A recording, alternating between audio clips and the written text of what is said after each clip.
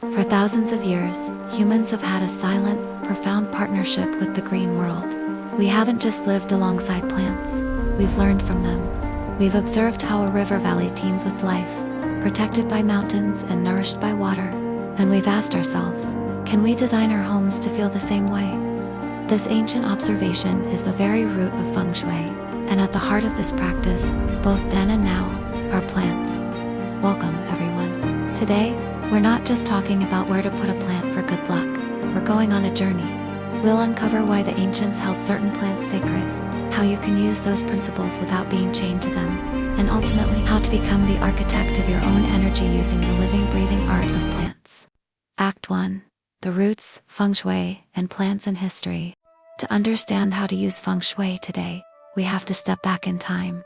Imagine ancient China, a land where philosophy, astronomy, and geography were deeply intertwined. Feng Shui, meaning wind and water, wasn't about interior design. It was about survival and prosperity. It was the science of placing your village, your home, and even your ancestors' graves in the most harmonious spot possible within the natural landscape. And what were the key features of these ideal spots? Mountains at the back, the black tortoise for protection from harsh winds and invaders. Gentle hills on the sides, the green dragon and white tiger for support. A open front with a water source, the red phoenix for nourishment and vision. This configuration was called the armchair. It made practical sense. You were protected, you had water, and you could see opportunities or threats coming. So where do plants come in? In this language of landforms, plants were living manifestations of the wood element, the energy of growth, vitality, expansion, and family. They were the literal and symbolic representation of life force, of Shang-Qi. Specific plants were chosen for their properties.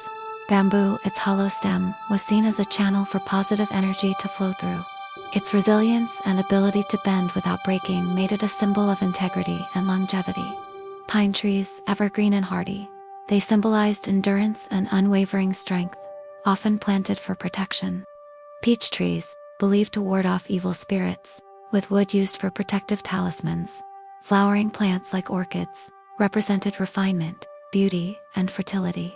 The rule was simple: a healthy plant in the right place meant healthy, flourishing energy for the inhabitants. A sick or dying plant was a sign of stagnant or draining energy. This wasn't mystical, it was observational. A thriving community had thriving plants. Act 2. Beyond the rulebook, the philosophy for modern life. So, how do we take this ancient landscape-sized wisdom and apply it to our apartment with a view of another apartment building? We focus on the principles, not just the prescriptions. The core principle of the armchair isn't about having a mountain behind your house. It's about feeling protected, supported, and having a clear view forward. This taps into a deep, human psychological need for safety. This is where we move beyond the rulebook. Let's talk about plant replacements and usage. The ancients used specific plants because that's what they had. We have a global selection, so we think in terms of energy and form, not just species. Don't have a protective mountain.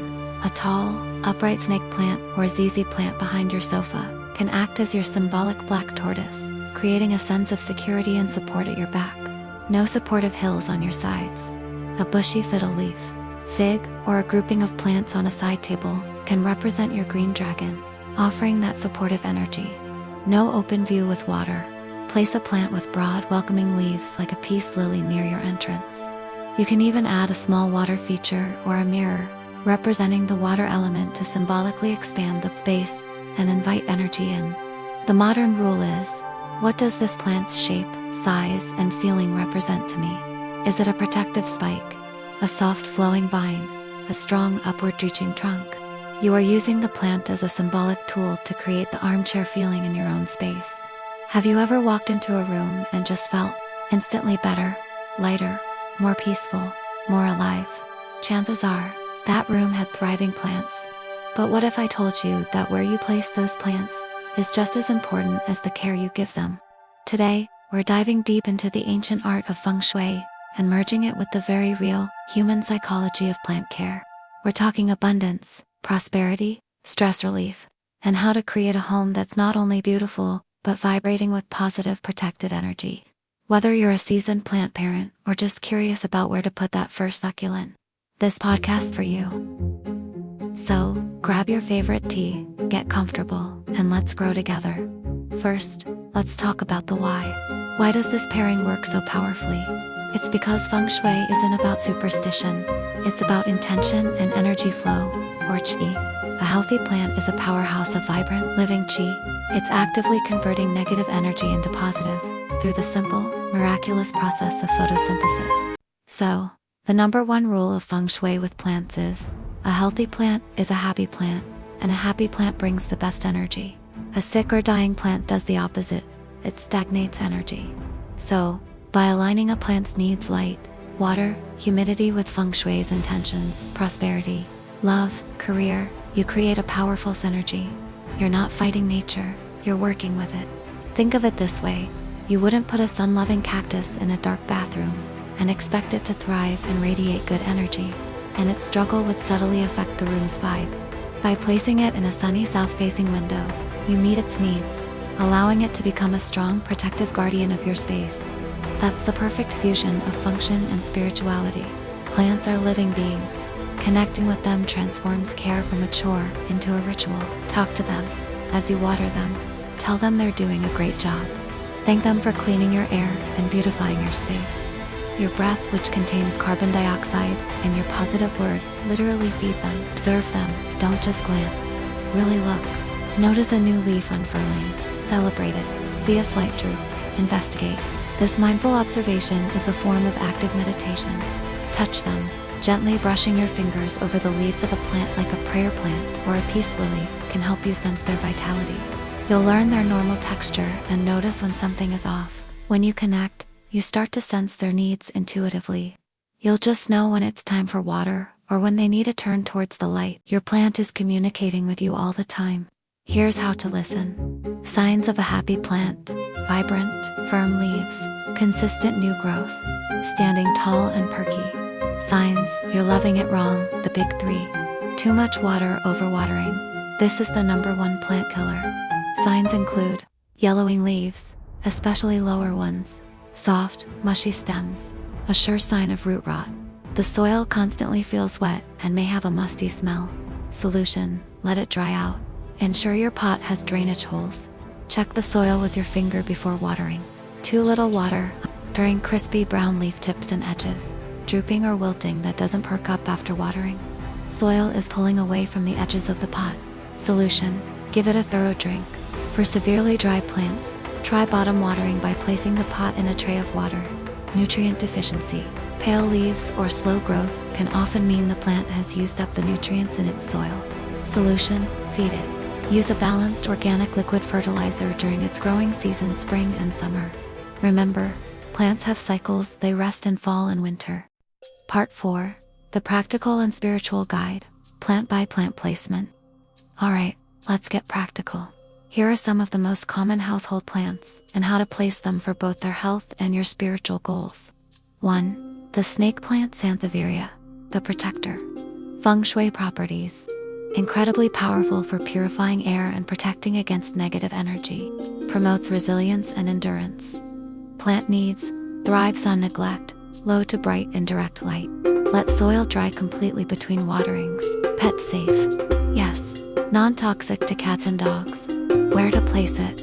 Ideal Feng Shui spot: near an entrance to guard your home, in a bathroom to purify heavy energy, the Eastern Health and Family or Southeastern Wealth and Abundance sectors. On a desk, it's a great structural plant for a home office, symbolizing steadfastness. The money tree, Pashida aquatica, the abundance magnet. Feng Shui properties: the quintessential symbol of prosperity, good luck, and wealth. Its braided trunk is said to lock in the good fortune. Plant needs: bright, indirect light. Keep soil lightly moist but not soggy. Dislikes direct hot sun. Pet safe. Yes. Where to place it? Ideal Feng Shui spot: the wealth corner of your home, southeast. Also excellent in a home office or near the cash register of a business. According to Bagua map, southeast is its prime location. On a bookshelf. Perfect, as long as it gets enough light from a nearby window. Orchids, Phalaenopsis, the refiner.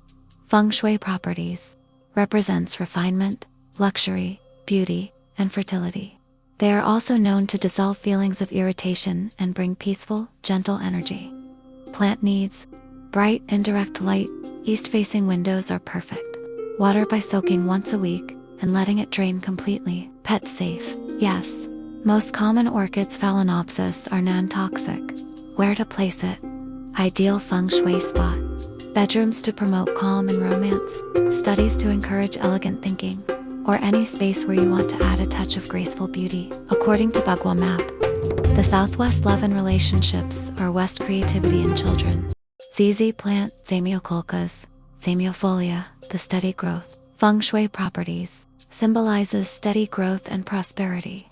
Its waxy, upward-reaching leaves are great for boosting positive, upward-moving energy. Plant needs: the ultimate low-light survivor. Water very infrequently. Treat it like a cactus. Is it pet safe? No. Toxic to cats and dogs. Keep out of reach. Where to place it? According to Bagua Map, the North Career and Path in Life sector, symbolizing steady progress.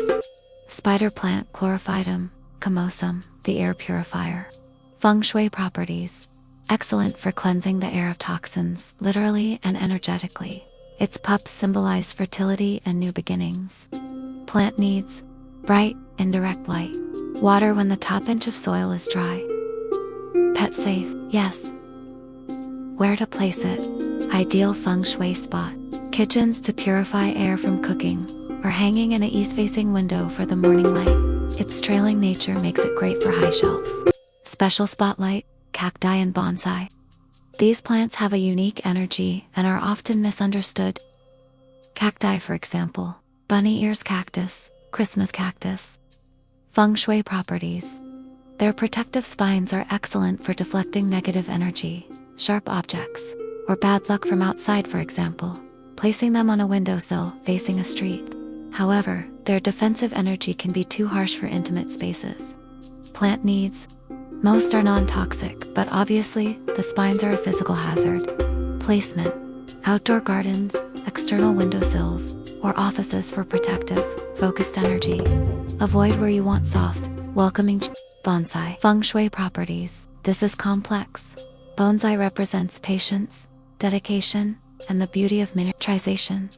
However, some practitioners believe the act of stunting its growth can symbolize stunted potential. Advice: if you love your bonsai, the intention behind it matters most. Place it where you practice mindfulness and meditation. Corner, study desk, or balcony as a symbol of your care and dedication. Ensure it's healthy and vibrant. Remember, the most important rule in spiritual plant care is your intention. Your love and attention are the most powerful fertilizers of all. Start with one plant, connect with it, learn its language, place it with purpose, both for its happiness and yours. Your home will transform into a sanctuary of abundance, peace, and vibrant living energy. Thank you so much for listening. If this resonated with you, please give this video a thumbs up, subscribe for more content on spiritual living, and share your own plant stories and questions in the comments below. I'd love to hear from you. Until next time, may your energy flow and your plants grow.